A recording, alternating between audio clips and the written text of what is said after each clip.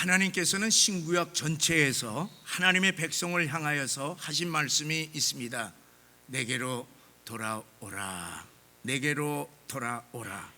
그렇게 하나님의 백성들을 향하여서 항상 외치셨습니다.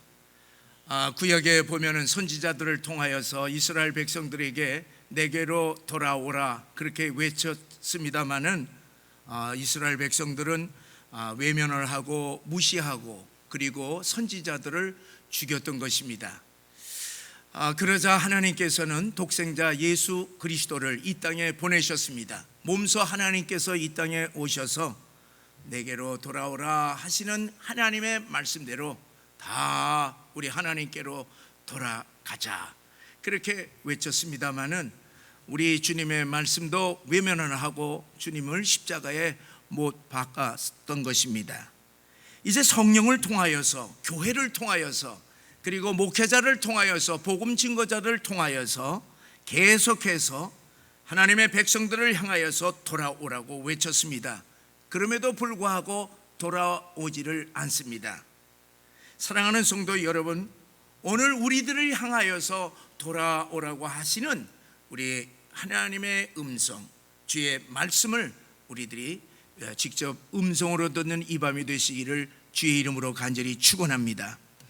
왜 그렇게 하나님은 계속해서 돌아오라고 간절히 외치시는 것입니까? 그것은 두 가지 이유입니다. 하나는 너무너무 우리를 사랑하시기 때문에 그렇습니다. 우리는 하나님의 그 사랑을 알 수가 없습니다. 너무너무 사랑하시는데 천년을 하루처럼 기다리면서 돌아오라고 그렇게 이제 외치고 계십니다. 왜 그러면은 돌아오라 그러느냐? 사랑하는 자가 돌아오지 아니하면은 죽기 때문에 그렇습니다. 죽어도 이것은 그냥 흙으로 돌아가는 것이 아니에요. 영원한 심판을 받기 때문에 그렇습니다. 우리는 지금 우리가 몰라요. 왜 그렇게 하나님께서 선지자들을 죽이고 예수님까지 이렇게 희생당하면서까지 오늘날 수많은 많은 교회들이 탄압을 받아가며 공산 진영에서나 이슬람 진영에서 그렇게 목숨을 다하기까지 돌아오라고 외치는지는 우리는 지금은 알 수가 없습니다. 그러나 하나님의 말씀은 사랑하는 자들이 영원한 심판을 당하기 때문에 그런 것입니다. 자, 우리가 이 하나님의 우리를 얼마나 사랑하는지 그 사랑의 깊이에 대해서는 측량할 수가 없습니다. 독생자를 죽이시기까지 우리를 사랑했다는 얘기예요. 저는 이것을 아직까지 이해 못합니다. 이것은 우리 인간의 이 합리적인 이 사고로서 우리가 생각할 수 있는 그 너머에 있는 사랑이기 때문에 인간으로서는 그 하나님의 사랑을 측량할 수 없습니다. 그래서 그 사랑을 뭐라고 그러냐? 아가페 사랑이라 그렇게 말을 하고 있습니다. 자, 모든 사람들이 믿는 사람이나 안 믿는 사람이나 모든 사람들이 다 사랑에 대해서 얘기를 합니다. 인생에 있어서 가장 하나 중요한 것은 뭐냐? 하나로 얘기하면 사랑이에요. 그런데 사람들이 다 사랑을 얘기하지만은 그 사랑의 내용과 그 깊이 다 다릅니다. 그 사랑의 관계들이 다 차원이 다 다른 것입니다. 자, 이 헬라어에 보면은 사랑이라고 하는 것이 이제 네 종류로 이렇게 구분해서 이렇게 사랑에 대해서 얘기를 하는데, 우리가 잘 알듯이 우리 이 스트로게 부모와 자식 간의 사랑이 있습니다. 또 에로스 본능적인 자기 사랑, 이 남녀 간의 이 사랑이 있습니다. 또 필로스 필리아라고 하는 친구 간의 사랑이 있습니다. 그리고 아가페의 사랑, 하나님의 무조건적인 희생적인 사랑이 있습니다. 자, 우리가 이런 네 가지 사랑의 관계가 있는데, 사랑하는 성도 여러분, 우리와 하나님과의 관계 속에서 하나님은 우리를 무조건적으로 사랑하시는데 우리는 하나님의 관계에서 어떤 사랑의 관계를 가지고 계시고 있습니까? 우리는 하나님과 어떤 사랑의 관계인가? 하나님과 어떤 사랑의 관계인지 이것을 우리들이 분명하게 할 때에 우리 인생이 달라집니다. 신앙생활 자체가 달라지는 것입니다. 하나님과 우리와의 관계가 부모와 자식 간의 그런 관계의 사랑인가, 또 그렇지 않으면 서로 잘 알아서 서로 인사하는 할아버지 관계인가, 이웃 아저씨 관계인가, 이웃 관계인가, 그렇지 않으면 사귀고 싶은 매력이 있는 거야. 사귀고 싶은 연인과의 그런 관계인가, 그렇지 않으면 정말로 남편과 아내라고 하는 부부의 관계인가, 그렇지 않으면 친구의 관계인가. 여러분, 이 밤에 우리가 하나님과 나와의 관계를 점검하시기를 바랍니다. 나는 정말로 하나님을 믿는데 어떤 사랑의 관계를 맺고 있는가, 우리가 깊이 생각을 해야 됩니다. 자, 우리가 어떤 관계든지, 친구지간이든지 연인관계이든지 부부지간의 관계이든지 부모 자식간의 관계이든지, 이 관계가 딱 설정이 딱 되면은 교제가 달라집니다. 여러분, 우리가 모든 사람을 연인처럼 대할 수가 없잖아요. 모든 사람을 부부처럼 대할 수가 없잖아요. 모든 사람을 부모 자식 간의 관계처럼 대할 수가 없지 않습니까? 여러분, 관계가 딱 설정이 되게 되면은 교제가 달라집니다. 그런 교제를 하지 않으면 그 관계는 관계가 아닙니다. 자, 친구지간, 부모지간의 교제가 다르잖아요. 그 관계는 삶이 달라지는 거예요. 그리고 뭐냐면 책임과 의무가 다 다릅니다.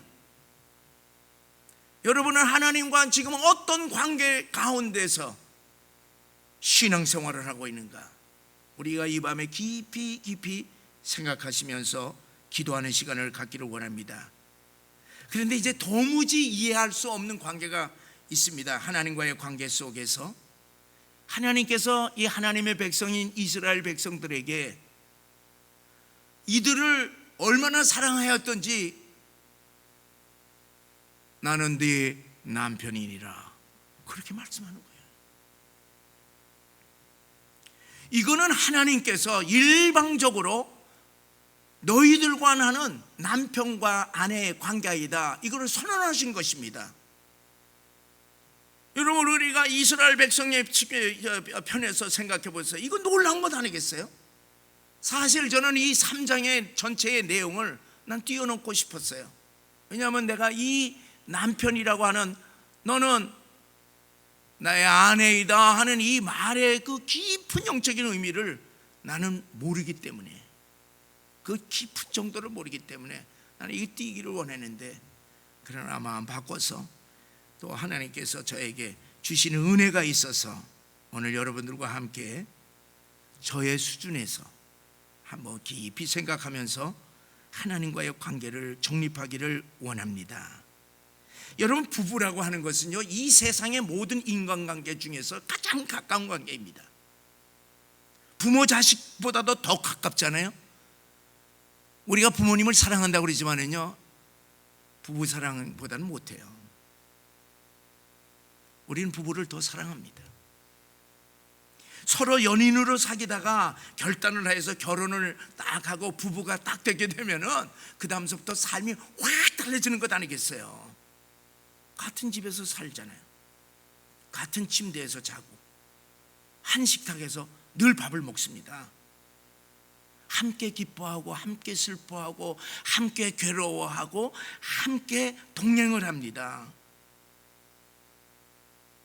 함께 지내면서, 자, 그러면 누가 더 책임이 커요? 여러분, 이 가정에서 부부간에 책임자는 누굽니까?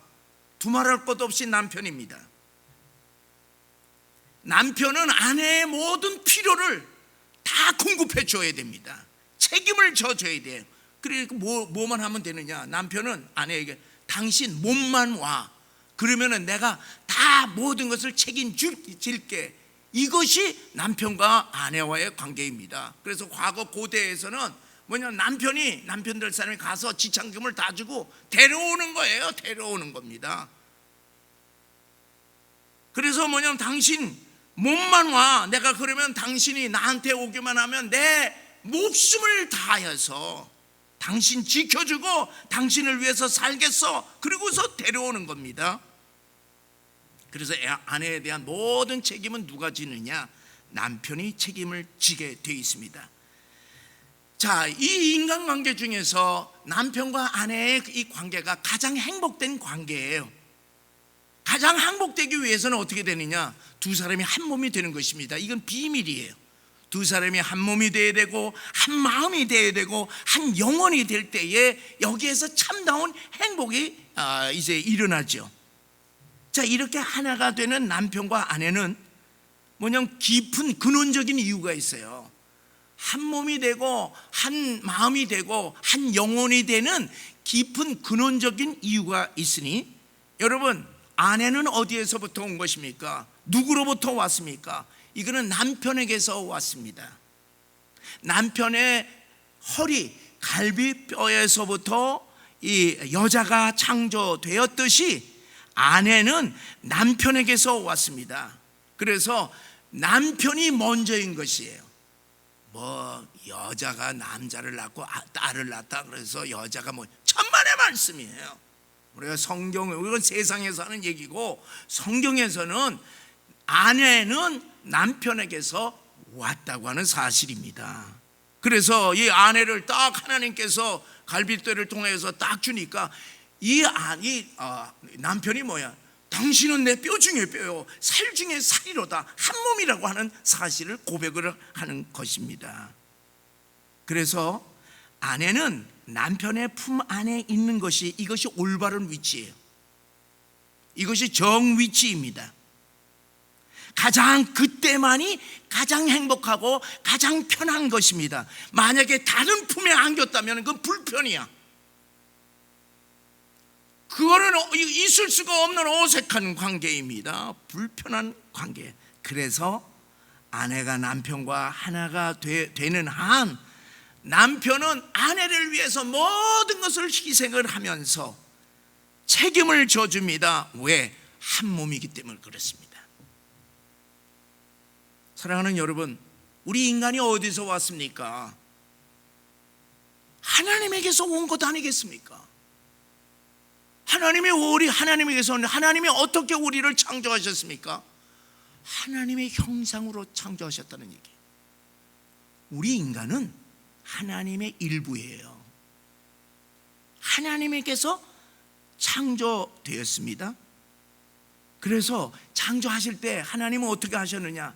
하나님의 형상으로 창조하셨다고 하는 사실은 하나님이 온 마음을 다하고 뜻을 다하고 온 정성을 다해서 우리를 창조하셨기 때문에 하나님은 우리를 사랑할 수밖에 없습니다. 마치 예술가가 자기의 혼신의 정열을 다하여서 만든 예술품을 자신의 생명처럼, 자신의 분신처럼 사랑하듯이 하나님께서는 우리를 하나님의 형상으로 만드셨기 때문에 우리 인간을 마음을 다하여서 지극히 사랑할 수밖에 없다고 하는 사실을 믿으시기를 주의 이름으로 간절히 축원합니다. 그래서 성경을 잘 보시기 바랍니다. 성경에서 우리 인간을 향하여서 최고의 계명을 하나 주었습니다. 그 최고의 계명이 무엇입니까? 그것이 신명기 6장 5절에 있는 말씀입니다. 우리 다 같이 읽어보시겠어요? 너는 마음을 다하고 뜻을 다하고 힘을 다하여 내 하나님 여호와를 사랑하라. 왜 그렇게 말씀하시는 것입니까? 하나님께서 하나님의 형상으로 만드셔서 우리를 하나님의 마음을 다하시고 뜻을 다하시고 힘을 다하여 우리를 사랑하시고 있기 때문에 너희들도 나를 그렇게 사랑하라, 그렇게 말씀하시는 것입니다. 여러분, 이것은 깊은 말씀인 것입니다. 우리는 그렇게 사랑하지 못한다 하더라도 하나님께서 그렇게 우리를 창조하셨겠고 그렇게 우리를 사랑하시기 때문에 우리가 이해가 되든지 못하든지 우리에게 그 사랑을 그대로 요구하시는 것입니다. 그래서 우리 인간의 생명의 근원이 어디 있느냐? 하나님에게서 나왔고 그 하나님에게서는 어디서 나왔느냐? 하나님의 형상에서 나왔기 때문에 지극히 우리를 사랑하시는 것입니다. 우리도 어떻게 했느냐? 하나님을 극진하게 사랑하여서 하나가 되면은, 하나님의 품 안에 있으면은 우리 인간이 있어야 할 정위치가 되는 것입니다. 그것이 최고의 기쁨이요, 그것이 최고의 행복입니다. 그렇게 될 때 어떻게 하냐? 하나님께서 모든 것을 다 책임져 주시는 것이, 모든 것을 보호하시고 인도하시고. 여러분, 하나님, 천지를 창조하신 하나님이 그 품 안에 있는 사랑하는 자를 어떻게 하시겠습니까? 독생자를 아끼지 않으셨는데 그냥 무엇을 먹을까 마실까 입을까 이거 걱정하도록 만드시겠습니까? 천만의 말씀인 것입니다. 여러분, 왜 하나님이 내가 너의 남편이라 그렇게 선언하시는 것입니까? 우리 인간은 하나님의 그 아카페적인 사랑의 깊이와 높이와 그 넓이를 측량할 수 없기 때문에 우리 인간이 그나마 가장 잘 이해할 수 있는 관계가 무엇이냐, 그 사랑을 가장 잘 비슷한 것이 무엇이냐, 그것이 남편과 아내의 관계이기 때문에 남편과 아내의 관계를 우리들에게 나는 너의 남편이니라, 남편보다 더 큰 사랑을 우리들에게 베풀어 주시지만은 그렇게 말씀하였다고 믿으시기를 바랍니다. 여러분, 이 하나님의 극진한 사랑을 우리들이 어떻게 이해할 수가 있겠습니까? 그것은 우리가 부부지간에 하나로 사랑하는 그 사랑의 관계를 통해서만 그 하나님의 그 극진한 사랑을 조금이나마 이해할 수 있기에 하나님께서는 우리들에게 나는 내 남편이니라 그렇게 말하시는 줄을 믿으시기 바랍니다. 부부가 하나로 연합된 관계가 가장 행복하듯이 하나님이 우리와 하나로 연합될 때, 우리와 함께 늘 동행할 때, 그때 하나님이 우리를 통하여서 기쁨을 이기지 못하시고 우리 또한 이 세상에 하나님 외에 부족한 것이 없다고 하는 사실을 고백할 수 있다는 사실을 믿으시기를 바랍니다. 자, 구약에서요, 하나님이 남편이라 그렇게 선언한 곳이 8번이나 되고, 신약에서는 2번 구체적으로, 그리고 예레미야에서는 4번이나 됩니다. 우리 대표적인 하나님의 말씀을 우리 읽어보시겠습니다. 이사야 54장 5절의 말씀을 읽습니다. 이는 너를 지으신 이가 내 남편이시라. 그의 이름은 만군의 여호와시며 내 구속자는 이스라엘의 거룩한 이시라. 그는 온 땅의 하나님이라 일컬음을 받을 것이라.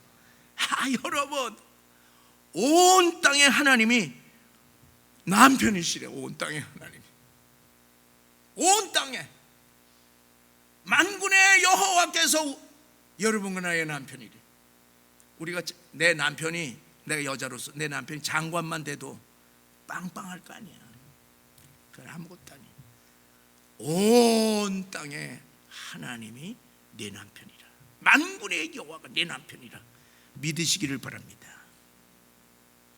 호세아 2장 16절의 말씀을 우리 읽겠습니다. 시작. 여호와께서 이르시되 그날에 내가 나를 내 남편이라 일컫고 다시는 내 바알이라 일컫지 아니하리라. 이 말씀 뭐냐? 내가 진짜 남편이란 얘기예요. 내가 진짜 남편인데 네가 섬기는 여러 신들 중에 내가 바알이라 그렇게 칭하지 말라는 얘기예요. 그렇게 부르지 말아요. 내가 바알, 니들이 얘기하는 바알신의 바알에게 지나지 않느냐? 내가 참 하나님이다. 내가 진짜 남편이다. 바알이라고 하는 뜻은요, 남편입니다. 주인, 남편, 이게 바알의 뜻이에요. 그 다음에 우리 고린도후서 11장 2절의 말씀을 읽겠습니다. 시작. 내가 하나님의 열심으로 너희를 위하여 열심을 내노니 내가 너희를 정결한 처녀로 한 남편인 그리스도께 드리려고 중매함이로다. 바울이 열정을 다해서 중매 쓰는 거예요. 열정을 다해서 이 세상에서 남편감 최고가겠다, 최고다. 그래서 열정을 다하여서 고린도 성도들을 주님 앞에 이 남편 이 중매를 내가 쓴다 하는 것입니다. 주님이 우리 남편이면 끝이야. 부러울 게 뭐가 있어? 그리고 내일 걱정할 게 뭐 있어? 영원한데. 이거 믿으시기를 주의 이름으로 축원합니다. 그런데 이런 관계가 실제 성경의 역사를 보면은 이런 하나님과 우리와의 남편 아내의 관계가 어떻게 실질적으로 역사적으로 우리들이 그 관계를 볼 수가 있습니까? 기가 막힌 노릇이에요. 우리 인간이 사단의 유혹에 넘어가 남편 되신 하나님의 품을 떠나 고만의 바람을 피웠던 것입니다. 불륜을 저질렀던 것입니다. 하나님은 단 한 번도 이스라엘 백성들에게 무슨 박대를 하거나 마음의 상처를 주거나 불편하게 한 적이 한 번도 없는데, 모든 것을 다 베풀어 줬는데, 기적을 베푸시고 그냥 살아있는 하나님의 사랑을 그냥 쏟아 부었는데, 고만의 마귀의 유혹에 넘어가서 불륜을 저지른 것입니다. 여러분, 부부간에 있어서 가장 치명적인 죄가 무엇이겠어요? 뭐 하나지. 다른 모든 거는 다 설명하고 이해가 가. 다른 모든 거는요, 모든 면에 있어서 뭐냐면 다 용서가 돼요. 그럼 한 가지 안 되는 거 있습니다. 간음은 용서할 수가 없잖아요. 그거는요, 사랑을 많이 베푸는 남편의 입장에 있으면 더 치명적인, 뭐 너나 나나 다 똑같으면은 그래도 남편은 안 그래. 보면은 이것처럼 깊은 마음의 상처, 아픔이 없습니다. 하나님의 품을 떠나서, 정의치를 떠나서 세상에 나아가서 음란한 생활을 하니 하나님이 얼마나 기가 막힌 일이지 않습니까? 얼마나 마음 아프겠어. 얼마나 마음 아파. 그런데 이 하나님의 백성, 이 아내를 너무너무 사랑하기 때문에 버릴 수가 없어. 내 사랑하는 아내여, 돌아오라. 그래서 자기가 사랑하는 종들을 죽이기까지 하면서 돌아오라고 계속 구약시대부터 신약시대 오늘의 일까지 계속 말씀을 하는 것입니다. 사랑하는 여러분은 어떤 관계로 하나님과 관계를 맺으며 신앙생활하고 있습니까? 오늘 말씀에 따라 우리 인생에 남편과 아내보다 더 깊은 사랑의 관계가 없는 줄 믿으시고 하나님과 깊은 사랑의 관계를 회복하시기를 주의 이름으로 축원합니다. 우리의 관계를 점검하시는 이 밤이 되시기 바랍니다. 자, 우리가 이 예레미야 2장에서는 무엇을 봤냐 하면은 하나님의 이 백성들이 두 가지 죄를 지었는데, 하나는 이 산수의 근원 되신 하나님을 버렸다는 얘기예요. 기가 막힌 일이에요. 버렸어.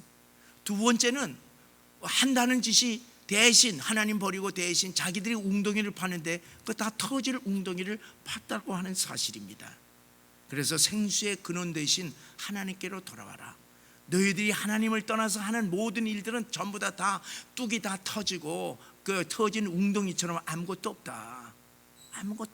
메마른 사막이다. 이것을 말씀해주고, 이제 3장에서는 무엇을 말씀하시냐면 하나님과 우리와의 관계, 하나님의 백성과의 관계에서 남편이라고 하는 사실을 선포해 주면서 구체적으로 이제 그 이스라엘 백성들이 하나님과의 관계에서 음행을 저지른 음란한 죄를 지적하고 있습니다.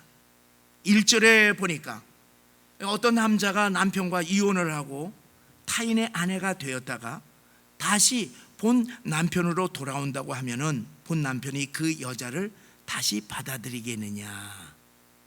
받아들일 수 없다는 얘기예요. 이 말씀은 신명기 24장 1절에서부터 4절에 보면 그대로 나옵니다.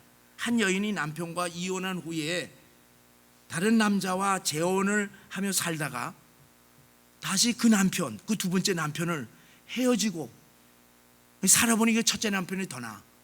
그러니까 헤어지고 다시 본 남편으로 다시 그 여인이 돌아오면 받아주겠느냐? 그거는 가증한 짓이다. 율법으로 금하고 있습니다. 그 많은 이유는 뭐냐면은 그 여인이 다른 남자로 인하여서 이미 더럽혀졌기 때문에 더럽혀진 몸으로 다시 본 남편에게 돌아오는 것은 가증스럽기 때문에, 이건 구역질하는 것이기 때문에 율법으로 금해버렸습니다. 근데 이제 더욱 가증스러운 것이 무엇이냐, 남편을 버린 그 여자가 불륜을 저지르는데 다른 남자에게로 가는 그것도 그거지만은 뭐냐면 수많은 남자들과 음행을 했다 하는 것입니다. 그래서 1절에 보면은 내가 많은 무리와 행음을 하고서도 내게로 돌아오려니냐, 그렇게 이제 지적을 합니다. 이 말은 무슨 뜻이냐 하면은 내게로 돌아올 수 없다, 이 말을 하는 것이 아니라, 이 말은 유다 백성들이 다시 하나님께로 돌아오기에는 너무나 난잡하게 행음을 했다라고 하는 그 현 주소를 그대로 얘기해 주고 있습니다. 그러니까 오늘 본문에서는 유다 백성들의 음란과 악행이 극에 달하였다고 하는 사실을 기록해 주고 있어요. 1절 2절에서. 자, 실질적으로 북이스라엘과 남유다가요, 실질적으로 하나님 앞에서 두 가지 이제 음행을 한 것이 있는데, 그것이 첫째는 영적인 음행이고 두 번째는 육체적인 음행을 저질렀습니다. 영적인 간음은 무엇이냐, 하나님만을 의지해야 할 유다 백성들이, 하나님의 백성들이 하나님 의지하지 아니하고 우상을 섬기는 애굽이나 아수르 제국 같은 강대국을 의지했던 것입니다. 그리고 그들이 섬기는 모든 잡신들, 우상들 다 섬기는 거예요. 그래서 대표적으로 바알과 아세라, 그 다음에 몰렉 같은 이방신들을 섬겼다는 것입니다. 하나님께서는 이방 족속들이 뭐 우상을 섬기든 뭐를 섬기든 그거에 대해서 분노하시면서 이렇게 심판을 하시고 이렇게 말씀을 많이 하시지는 않으셨습니다. 이스라엘만 얘기를 하시는 거예요. 이스라엘만 지적을 하고 이스라엘만 징계를 하고 이스라엘만 뭐냐면은 심판을 했던 것이요. 왜? 사랑하는 아내였기 때문에 그렇습니다. 이 사랑하는 아내가 몰래 바람을 핀 것이에요. 근데 이제는 뭐냐, 몰래도 아니야, 노골적으로 피는 거야. 여러분, 몰래 하는 건 나 모르면 괜찮아. 근데 아는데 내 눈앞에서 공공연하게 뭐 그래가면 어떻게 돼요? 있을 수가 없는 일이죠. 북이스라엘은 어떻게 되느냐, 남북으로 딱 갈라진 다음에 북쪽에 있는 이스라엘 백성들이 남쪽에 예루살렘 성전에 들어와서 제사 못 드리도록 뭐냐면 이 베델과 단에다가 금송아지 딱 갖다 놓고 너희들 여기서 하나님이니까, 그래서 그 하나님이 그냥 이 나라가 딱 갈라진 다음에 어떻게 되느냐, 그 하나님 살아계신 하나님께서 금송아지가 된 거예요. 그러니 백성들이 아이고 좋아라, 뭐 멀리 내려갈 필요도 없네, 그리고 이건 아닌데 하면서 다른 사람들이 하니까 다 한 거야. 그래서 이제 이렇게 몰래 하고 그러다 노골적으로 이렇게 우상 숭배를 하니까 이 이방 사람들보다 더 크게 하나님께서 심판하신 것이 구약의 역사입니다. 구약의 역사 보세요. 이스라엘이 얼마나 두들겨 맞았는지 말할 수 없지 않습니까? 이렇게 영적으로 간음을 행해서 하나님께서 이제 징계를 하시고, 두 번째는 실질적으로 육체적인 음행을 저질렀습니다. 고대 사회에 있어서의 최고의 이 우상은요, 바알 우상과 아세라 우상입니다. 이건 남신과 여신이고, 그리고 이런 이 바알 우상 문화가 편만에 있었습니다. 왜 그러냐, 바알 신앙의 그 핵심이 뭐냐 하면은 이 곡식이 많이 나고 그리고 가축이 이제 많이 이렇게 풍성하게 해주는 다산 종교가 이 바알 종교라고 하는 사실이에요. 그래서 남녀 간의 성적인 관계로 말미암아 자녀들을 낳듯이 남신과 여신이 이 성적인 결합으로 말미암아 비가 내려서, 그래서 이 곡식들이 많이 이렇게 이제 곡식을 많이 거둬들일 수가 있고, 가축도 뭐냐면은 많은 가축을 얻을 수 있다, 그렇게 믿어서 이 우상, 이 바알 우상 이 신앙이 편만에 있었던 것입니다. 그래서 이 바알 이 신앙에서 두 가지는 뭐냐? 첫째로 바알과 아세라 신이 성적인 결합을 행위를 많이 해야 돼. 그거 많이 하고, 두 번째는 어떻게 하느냐? 사람들이 그 신들이 그렇게 성적인 결합을 할 수 있도록 또 사람들이 뭐냐면 신전에서 그렇게 성적인 결합을 하는 겁니다. 그렇게 돼서 고대 사회, 특별히 가나안 사회는 뭐가 있어요? 음란이 팽배되어 있었던 거예요. 가나안 주민들이 애들부터 전 민족이 우상을 섬기면서 성적인 문란을 했든지, 너희가 가나안을 정복할 때 어린애에서부터 어른에 이르기까지 다 죽이라고 그랬어요. 다 죽이라. 왜 그러냐? 그들은 이 신앙 자체가 신전에서 남창도 있고 이 여사제들, 여창들도 창녀들도 있는 거예요. 그렇게 해서 아주 거룩한 제사라고 하는 의식을 통해서 어떻게 하느냐? 사람들은 제사 드려서 자기들 잘 살아야 되겠고, 그리고 또 음행을 통하여서 즐거움을 누리는 것입니다. 이것이 모든 가나안 당시 시대의 신앙 모습이었습니다. 자, 이들에게 이렇게 이제 이 가나안에 이제 정착을 하면서 가나안의 음란 문화에 이 이스라엘 백성들이 서서히 물이 들어 이제는 뭐냐면 음란 구덩이에서 벗어나지를 못했던 것입니다.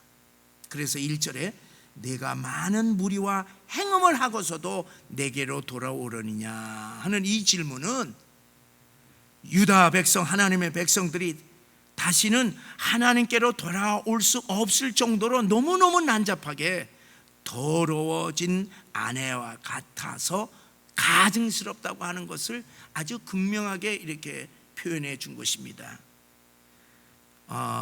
여러분, 오늘날 이 시대를 보세요. 이 시대는 어떤 문화입니까? 하나 얘기하면 쾌락의 문화예요. 그렇잖아요. 성적인 타락이 얼마나 극에 달하는지 내가 얘기를 안 하고 여러분들이 상상하면 돼요. 그리고 이 세상이 그러니까, 가나안 문화니까 믿는 사람들이 같이 더불어 살다가 얼마나 많이 물들었습니까? 한국 교회의 세속화한 면이 뭡니까? 그런 것이 많이 있다고 하는 사실입니다. 목사나 직분자나 많이 있다는 얘기예요. 그럴 수밖에 없는 것이 이 사회 자체가 그렇습니다. 그렇기 때문에 이 세상, 우리나라뿐만 아니에요. 이 세상은 어떻게 되냐? 반드시 심판을 받게 되어 있습니다. 자, 이제 오늘 여기 본문에 보면은 2절에서 보면은 이 세 가지 아주 극심한 유다의 그 음행을 기록을 하고 있는데, 그 하나가 광야에 있는 아라바 사람과 같다, 그렇게 표현을 하고 있어요. 자, 저 헐벗은 산을 봐라 말이야. 그 산마다 다 산당이 있지 않느냐? 그곳에서 뭘 했느냐? 행음을 했다는 얘기예요. 오늘날 우리 한국에서도 좋은 산에는 다 아주 절들이 다 이렇게 자리 잡듯이, 과거에도 뭐냐면 산마다 어떻게 되느냐? 산당을 전부 다 졌어요. 그래서 골골마다 다 산당을 져서 거기서 우상 숭배하면서 뭘 했냐? 행음을 했다는 얘기입니다. 그런데 이제 그걸 표현을 어떻게 표현했냐면은 광야에 있는 아라바 사람 같다는 얘기예요. 이건 광야에 있는 아라바 사람은 이 하나님의 백성들은 그렇지 않죠. 근데 하나님의 백성들이 어떤 사람과 같냐? 광야의 아라바 사람들과 같다. 이 아라비아 이 사람들은 어떻게 됐냐?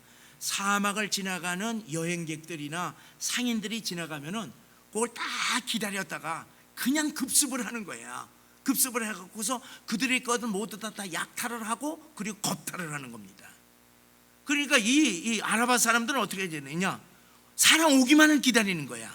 기회가 되기만 오는 거야. 기회가 딱 왔다, 사람 나타났다, 그럼 그냥 덮치는 거야. 약탈하고 겁탈하는 겁니다. 유다 백성들이 어떻게 해? 이들처럼 우상 숭배의 기회를 손꼽아 기다리는 거예요. 손꼽아 기다리는 거예요. 그리고 열정적으로 우상 숭배를 했고 음행하는 악을 행했다는 얘기입니다. 요즘 우리나라에도 뭐 조금 있는 젊은 층들 사이엔 무슨 어떻습니까? 오늘 뭐 건수가 없나? 돈 있고 시간 많고 그다음에 뭐예요? 건강하니까 뭐를 오늘 건수 없나? 찾는 거죠. 기회를 찾는 거죠. 이런 유다의 음행으로 어떤 결과가 생겼느냐? 3절에 보니까 단비가 그쳤고 늦은 비가 없어졌느니라. 이제 죄가 이게 많이 이 죄를 지니까 비가 내리지를 않은 겁니다. 그러니까 어떤 기근이 든 것입니다. 땅이 저주를 받은 것이 땅이 다 갈라지고, 여러분 죄가 가져다 주는 그 결과는요 뚜렷합니다. 그 성경 처음서부터 마지막까지 죄를 딱 짓게 되게 되면은 어떤 결과가 나느냐? 첫째는요, 이 아담과 하와에서 보는 그 결과 똑같아요. 자, 여러분 하나님과 관계가 단절되죠. 죄 딱 들어오면. 그리고 사랑과 관계가 딱 단절됩니다. 여러분 부부지간에도 딱 뭐가 들어가 봐요. 딱 단절이 돼. 입 다 닫아요. 하나님도 딱 기도가 되지를 않습니다. 우리 믿음의 사람들이, 기도 열심히 하는 사람들이 어느 날 기도가 끊어졌다. 그건 뭐예요? 아, 내가 죄가 있구나. 이거를 청소해야 돼요. 부부지간에도 뭐냐면 이 낀 거에 대하여서 청산을 해야 됩니다. 그 다음에 두 번째는 수치와 부끄러움을 감추고 죄 속에서 살지요. 여러분 딱 죄를 딱 범하게 되면 그거 다 감추는 거야. 그거 들춰냈다면 큰일 나. 그럼 감추면 다른 사람은 나 죄 없는 사람처럼 취급을 하지만 나는 어느 속에서 사느냐? 내 혼자 죄 속에서 사는 것입니다. 죄 의식 속에서 사는 거야. 웃어도 이 안에는 죄야. 그것이 죄 짓는 결과인 것입니다.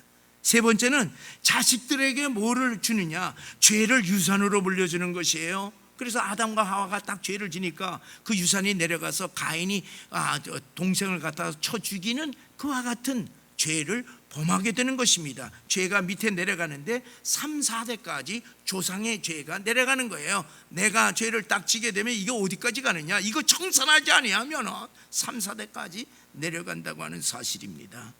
그 다음에 어떻게 돼? 해산의 수고와 노동의 고통처럼 우리가 질병으로 고통당하게 되고, 그 다음에 뭐냐면 뭔가 일을 하더라도 일이 되지를 않은 거예요. 하는 일마다 다 빠그러지는 것입니다. 이거 왜 그런가? 왜 그런가? 죄의 결과라고 하는 사실입니다.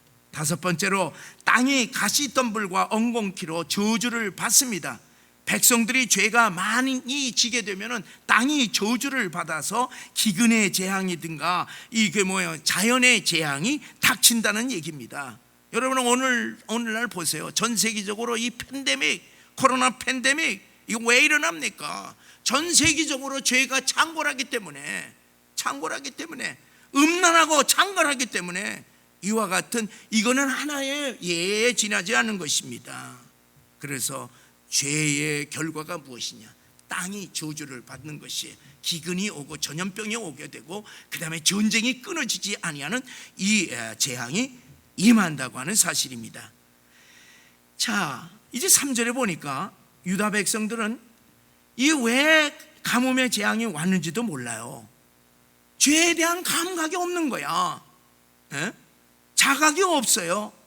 그래서 뭐라고 얘기했느냐? 예레미야는 이 유다 백성들을 향하여서 너희들은 창녀의 낯을 가졌느니라 그렇게 얘기한 겁니다. 아주 좀 기분 나쁜 얘기일지 모르지만은 창녀의 낯을 가졌으므로 수치를 알지 못한도다. 아주 그냥 고조 아주 그냥 써버리는 겁니다. 여러분 어떻게 사람이 수치를 모르겠어요? 죄를 짓게 되면은요 누구든지 수치를 느껴요. 그래서 얼른 감춰요. 부끄럽기 때문에. 근데 어떻게 되냐? 죄를 많이 짓게 되면 계속 반복해서 지고, 그리고 죄를 많이 짓게 되면 어떻게 돼?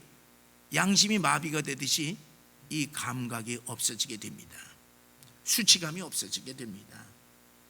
죄 자각을 하면은 그래도 수치감이 있는 거예요. 죄에 대해서 이러면 안 되는데, 그리고 죄에 대해서 느낌이 있지만은 하도 죄를 많이 짓게 되고 진죄 또 지고 진죄 또 지고 다 그렇게 되면은 죄에 대한 자각이 없어집니다.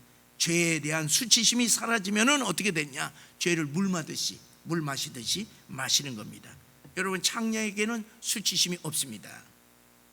자신의 더러운 행위에 대해서 부끄러운 수치심이 없기 때문에 어떻게 되냐? 막 죄를 지고 이 남자 저 남자 그거 보는 데서도 막 그냥 짓는다는 얘기입니다. 셀 수 없는 얘기죠. 성경은요, 이렇게 이거 감히 제가 이렇게 얘기를 못하는 거예요. 그러나 이 성경은 이렇게 나오는 거예요. 이렇게. 여러분, 여기는 아주 깊은 얘기입니다. 여러분, 오늘날 보세요. 우리가 죄악 가운데서 너무나도 살기 때문에 죄에 대한 느낌이 점점점 둔감해지고 죄에 대한 느낌이 거의 없어지는 것이에요. 그래서 요즘에 죄로 표현합니까? 죄라는 얘기 쓰지를 않아요. 그래서 죄수들한테 가서 죄 얘기를 할 수가 없습니다. 아주 잘 얘기를 해야 돼요. 그래서 뭐라 그러냐? 좀 뭐 하면 아주 뭐 장애가 좀 있어서 심리적인 뭐를 이렇게 전부 다 아주 고상하게 다 표현을 하지 죄라고 하는 얘기를 아직 하지를 않습니다. 죄 있다 없다는요 뭐냐? 돈이 있느냐 없느냐에 따라서 이게 죄가 있고 없고 그렇게 되는 거예요. 그리고 요즘 선과 악의 구별이 있습니까? 선과 악의 구별이 없어요. 내가 기분 나쁘면 악이야. 내가 기분이 좋으면 선이야. 세상 돌아가는 거 이거 아주 악하게 돌아가도 내가 좋으면 고만이야. 저 선이야, 선. 내가 싫으면은 저건 악이야. 아무리 정의를 얘기하고 아무리 무슨 하나님의 말씀을 얘기했던 악이야. 악인이야. 막 이렇게 되는 거예요. 선악 구별 없습니다. 왜? 뭐냐면 수치심이 없었기 때문에 그렇습니다. 여러분 보세요. 이제는요 커밍아웃이야. 수치심이 없으니까 커밍아웃이야. 이 죄를 좀, 왜냐면 인간은 감추게 돼 있어요. 그런데 너무 많이 하니까 커밍아웃. 그러니까 또 그 커밍하는 거 보고서 또 박수를 치는 무리들이 있어. 그리고 애들까지 이제는 가리켜. 동성애 가리켜. 여러분, 인권조례 보세요. 학생 인권조례 기가 막혀. 그거 안 하면 또 조사관이 파견 나가서 딱 해서 왜 안 가르쳐? 그래요. 학교에서 가르치기 뭐하니까 딱 뭐 어디 단체 딱 만들어 갖고서 거기서 벨벨 사귄다 보여주면서 벨벨 짓거리들을 전부 다 가르치는 거예요. 왜? 수치심이 없어졌어. 성적인 타락, 찌극하고. 그리고 뭐냐면 사람 모이면은 애인 얘기한대. 무슨 애인이야? 결혼한 사람 애인 없으면 장애우래. 뭔가 잘못된 사람이라고. 대접 못 받다니. 이게 뭡니까? 타락의 극치를 얘기하는 거예요. 그런 소리 들어도 아마 뭐 목사님 뭐 세상 돌아가는 거 몰라서 그런 소리 들어도 별로야. 하도 그러니까. 유다는 어떻게 되느냐? 죄에 대한 감각이 없었다는 얘기입니다. 영적인 창녀라고 하는 사실인 것입니다. 그래서 바알 몰래 이거 섬기고 아수르에 붙었다가 애굽에 붙었다가 여기 붙었다 저기 붙었다가 그냥 막 붙는 것입니다. 이래서 창녀처럼 수치를 모르는 것이 하나님의 백성들이다. 그 다음에 세 번째는 뭐냐면 말과 행동이 다르다고 4절 5절에 기록을 하고 있습니다. 하나님의 진노로 가뭄이 이제 계속되자 그때서야 이제 유다 백성들이 그때서야 하나님을 찾는 거예요. 여러분 4절 5절 잘 보세요. 나의 아버지여, 아버지는 나의 청년의 시절의 보호자시오니 노여움을 한없이 품지 마시옵소서. 어떻게 노여움을 한없이 품을 수가 있습니까? 그리고 고난을 당하니까 하나님을 찾는 거예요. 여러분 고난 당하면요 안 믿는 사람들도 하나님 교회 와서 하나님 찾습니다. 근데 하물며 하나님을 믿는 사람들이 교회 나와서 하나님 안 찾겠습니까? 하나님을 아버지라고 부르면서 보시옵소서. 이제 노여움을 얼른 끝이시고 우리를 돌봐 주시옵소서. 그런데 뭐냐? 여전히 악을 행하면서 말로 위기를 모면해 보려고 한다는 얘기입니다. 여러분, 이 이스라엘 백성들이, 하나님의 백성들이 이 타락의 극치는 뭐냐? 말과 행동이 다르다고 하는 것이에요. 하나님 앞에서. 오늘날 이 시대에도 어떻게 합니까? 입만 회개를 하죠. 그러면서 여전히 죄 가운데서 그냥 똑같은 죄를 짓는 우리들의 모습을 보게 됩니다. 주의 성전에 나와서는 주여 주여 내가 죄인입니다, 죄를 회개를 합니다. 근데 말로만 내가 지은 죄를 갖다가서 주님의 십자가에다 넣어놓고 그냥 말로만 내려놓는 거야. 말로만. 습관죄가 왜 습관죄가 죄입니까? 똑같은 죄를 반복해서 지니까 습관적으로 죄를 고백을 하는 거예요. 그건 뭐예요? 입으로만 하는 거예요. 행동이 따라야 되지. 행동이 따라야 되지요. 우리 마태복음 7장 21절의 말씀을 읽어보시겠습니다. 시작. 나더러 주여 주여 하는 자마다 다 천국에 들어갈 것이 아니요 다만 하늘에 계신 내 아버지의 뜻대로 행하는 자라야 들어가리라. 여러분, 이 상한 심령으로 아버지 또 죄를 졌습니다. 상한 심정으로 내 가슴을 치면서 나는 할 수가 없으니 하나님 이 죄를 용서해 주시옵소서, 죄를 고백하고 돌아서야만 되는데 입술로는 죄라고 얘기를 하고 그냥 가는 거야. 여러분, 회개라고 하는 것이 얼마나 어려운 줄 아십니까? 여러분, 부부지간에 깨어진 부부지간에 함께 하나 되기 위해서는 얼마나 가슴이 찢어져야 되는 줄 아십니까? 마음이 찢어지는 그런 아픔으로 회개를 해야 되는데 말뿐이에요. 요즘에 말도 안 해요. 회개도 안 해요. 여러분, 대한민국 교회에서 회개하는 거 봤습니까? 세상 이 옛날보다도 죄를 더 많이 짓는데 회개하는 거 봤어요? 너무 막 통일을 하면서 그냥 하나님 아버지 너무너무 고상하게 속 안에는 전부 다 죄를 두고 예수님의 피로서 얼마든지 씻을 수가 있는데, 그렇기 때문에 하나님께 돌아오라고 말씀하시고 있습니다. 여러분, 그런데요, 우리와 하나님과의 관계 우리가 정립을 해야 됩니다. 여러분, 우리가 정말로 하나님과 우리와의 관계가 남편과 아내의 관계입니까? 그냥 어쩔 수 없이 인사를 해야 되는 할아버지 관계입니까? 어쩔 수 없이 그 일주일에 한 번씩 이렇게 데이트하는 연인과의 관계입니까? 사귀는 관계예요. 그렇지 않으면은 그저 뭐 달라기만 하는 부모 자식 간의 관계인가? 우리가 깊이 생각해야 돼요. 또 하물며 많은 신 중에 한 신이니까 구원은 우리 기독교만 있나? 그렇게 생각하면서 하나님과의 관계를 맺고 있는가? 하나님께서 하나님의 백성들에게 내가 너희의 남편이라고 계속 밝혀주셨지만은 그들은 이해하지 못했습니다. 그래서 하나님의 사랑에 대해서 배반하였어요. 그래서 수없이 징계를 받았습니다. 그런데 우리 주님께서 이 땅에 오신 것 아니겠어요? 이 땅에 오셔서 뭐를 우리 주님께서 하셨냐 하면은 하나님과 우리의 관계를 새로운 관계로 정립을 시켜주셨습니다. 그것이 첫째로 하나님과 우리와의 관계는 아버지와 자녀의 관계라는 하나님과의 자녀 관계를 얘기해 주었습니다. 유대인들은 하나님을 생각할 때 어떤 하나님이냐? 두려운 하나님입니다. 도저히 가까이 할 수 없는, 입으로 표현할 수 없는 주인, my Lord, 그리고 나의 왕이시여, 만군의 왕, 만왕의 왕 되신 하나님, 이렇게 먼 하나님, 두려움의 하나님, 이런 하나님으로만 받아들였던 것입니다. 그런데 우리 예수님께서 이 땅에 오셔서 새로운 피조물, 그래서 하나님의 자녀로 거듭난 하나님의 아들과 딸로 전부 다 이 관계를 정립시켰던 것입니다.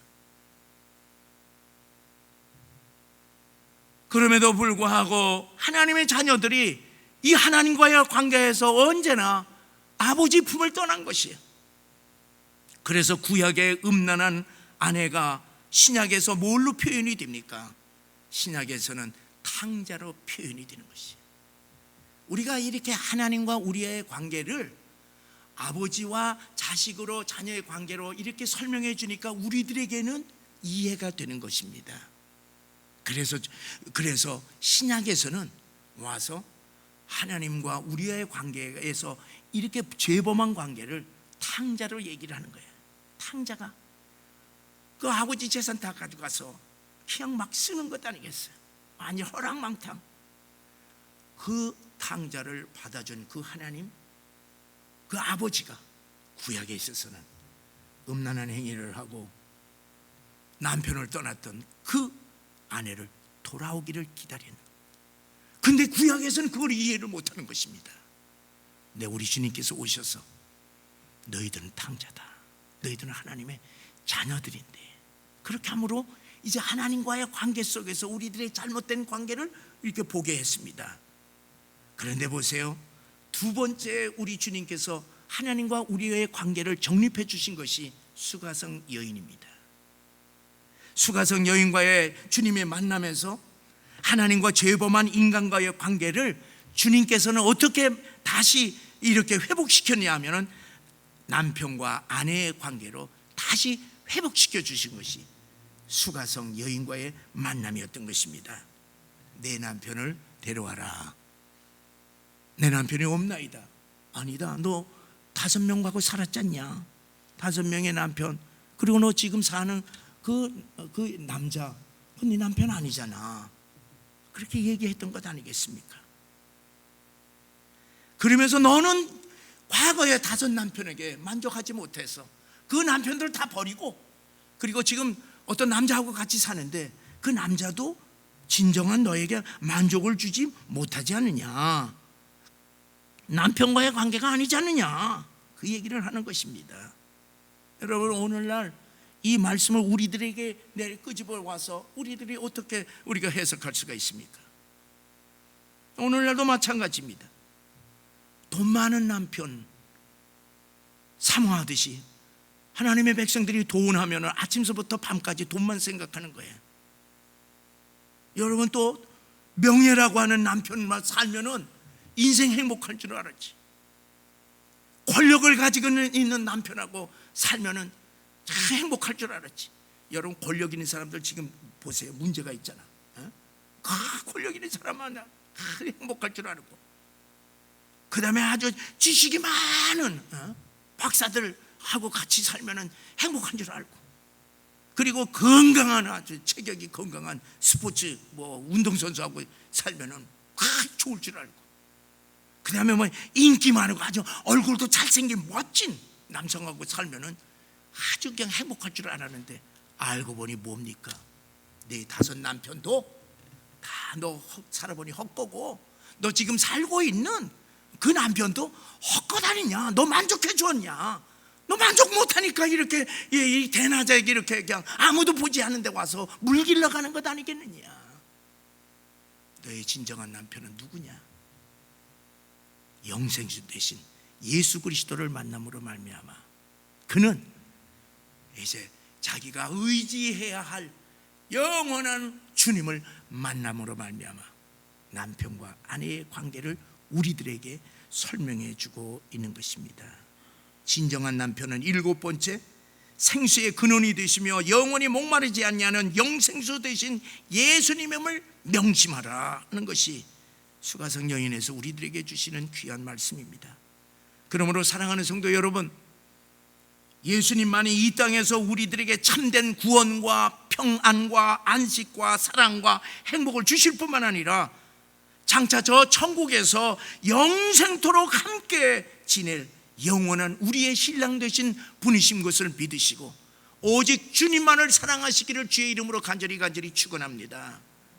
오늘 본문 마지막 절 14절에 보면요, 귀한 말씀이 나와요. 배역한 자식들아 돌아오라, 나는 너의 남편임이라. 이 말씀은 참으로 죄범한 음란한 이 아내들에게는, 유다 백성들에게는 너무나도 귀한 말씀이에요. 이것은 복음입니다. 비록 음란한 우리들이지만 오늘도 우리들에게 나는 너의 남편임이라 말씀하시는 것이, 하나님이 다시 우리의 남편이 됐을 수 있다고 하는 사실을 선언하는데, 그런데 여기에 문제가 뭐냐? 돌아오는 사람이 적다는 얘기입니다. 얼마나 되는가? 14절에 보니까 내가 너희를 성읍에서 하나와 족속 중에서 둘을 택하여 너희를 시온으로 데려오겠고, 진심으로 죄를 회개하고 하나님의 아내로 회복되어서 예루살렘에 돌아올 자는 얼마나 되느냐? 소수라는 얘기입니다. 소수라는 얘기입니다. 여러분, 주님께서 마지막 때에 하나님 앞에 돌아오는 사람들이 얼마나 되겠느냐? 소수라는 얘기입니다. 누가복음 우리 18장 8절의 말씀을 읽어보시겠습니다. 시작.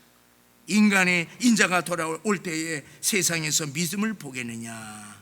여러분, 이 말씀을 우리들이 계속 귀담아 들으면서 이 밤에 우리 함께 우리의 모든 죄를 회개하면서 우리 주님께로 돌아가는 이 시간이 되시기를 바랍니다. 죄인을 향하여서 하나님 아버지께서 우리들에게 주시는 말씀은 다른 것이 아닙니다. 사랑하는 자여, 내가 지금 어떤 입장에 있든지 내게로 돌아오라, 회개하고 돌아오라고 말씀하십니다. 이 밤에 회개하는 이 밤이 되시기를 주의 이름으로 간절히 축원합니다.